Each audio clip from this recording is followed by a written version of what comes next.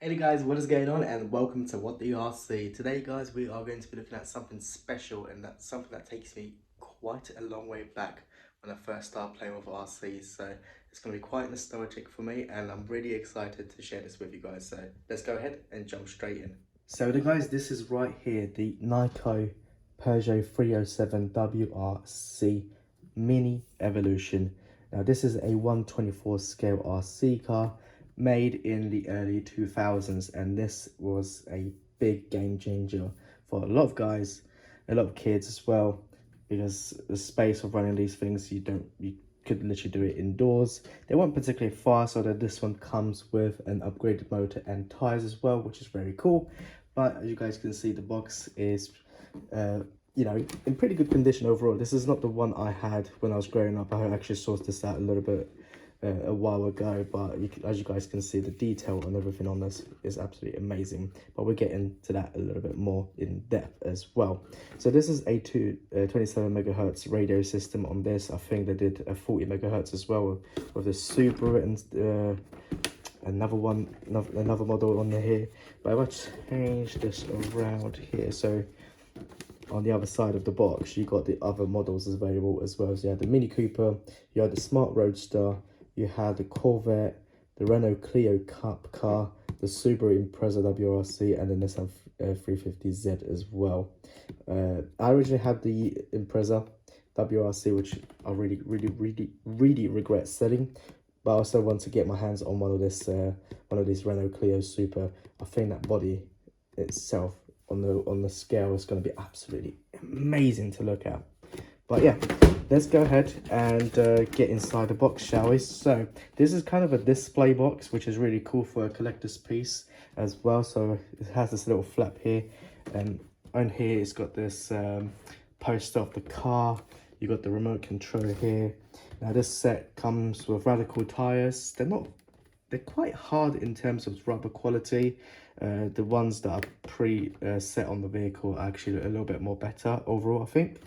And you also get a sprint motor, which I've already installed for you, which is up to 50% faster than the stock motor on these, which is really great because they're not that fast. So it will be interesting to see how fast that motor actually is, because I've never had one with the sprint motor inside of it. So we'll have a look in the running video as well. So this is the transmitter over here. You've got this nice little display package here for, showcasing it and everything like that. It's really great the way it's all laid out. You've got the batteries. It takes 3 double A's for the car, and the transmitter takes a single 9-volt battery.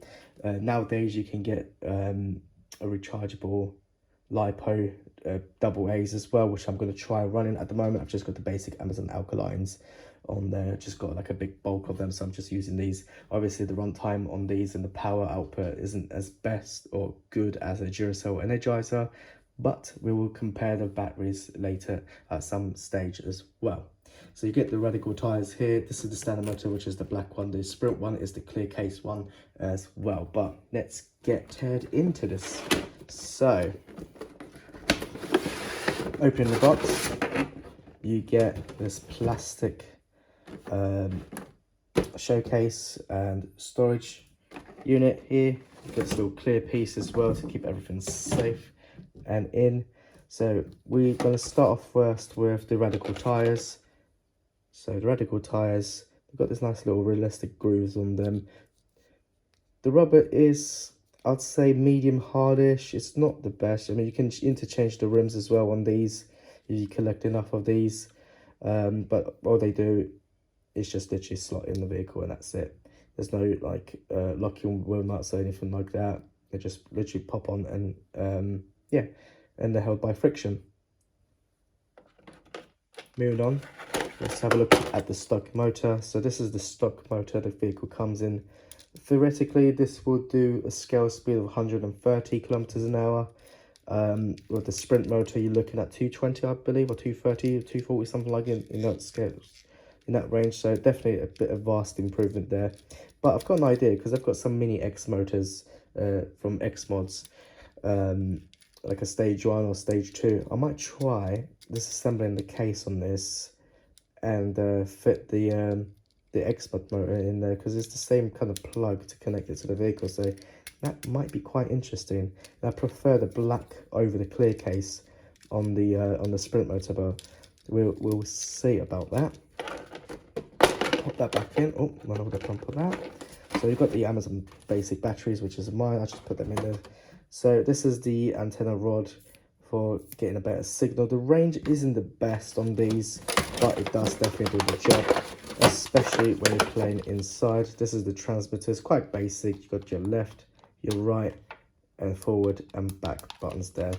And this is the cover there for you. So in order to get the battery, this is really cool, because the antenna is basically stored in here like so, in a little clip, and that's pretty neat. And then you put it in here as well, screw it on to get a little bit more range. But in order to remove the cap, it's got a little safety feature on here as well, so you have to push to open, which you could use the antenna for. Pop it down and slide, which is really cool. We'll put that to the side because we're going to need it for the car as well. Move the box out of the way. So this is the Peugeot 307 rally car. Now I've got an idea to customize this thing, basically make it look like a basic livery. So just spray it white completely, add some decals on it, and make it look like a road version of a rally car without any sponsors, anything like that. So I'm kind of looking forward to do that.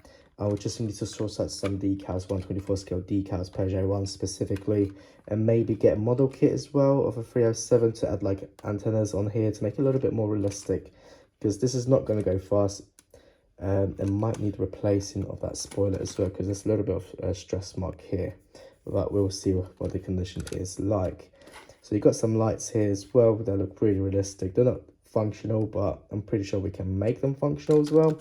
The rears, I believe they're just stickers on here, but they still look pretty good as well.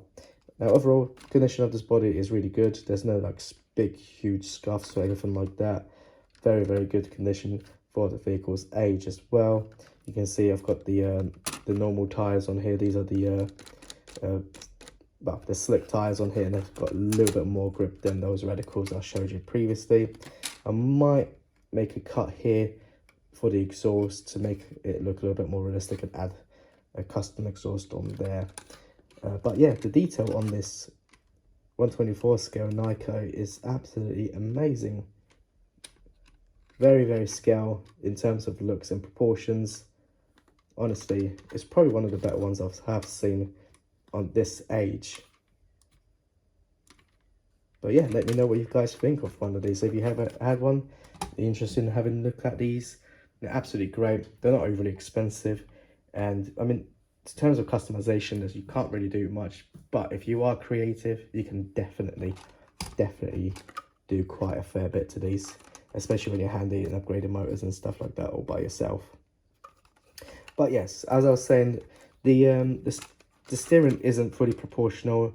You just go left and right. It doesn't, you know, go with the controller as you would in a more hobby grade. This is a toy grade RC, but very, very cool overall, and definitely brings back a lot of nostalgia. You can see the clear case on here. This is the sprint motor on here. It's definitely a lot more powerful than the stock motor, but we will see that in the running video as well. And to remove the battery compartment, which is here, you got the on and off switch here as well. Just press this little button, and that removes the battery compartment, which is why this antenna is so handy. Right, there we are. So what I'm going to do now is put the batteries in and take it for a spin.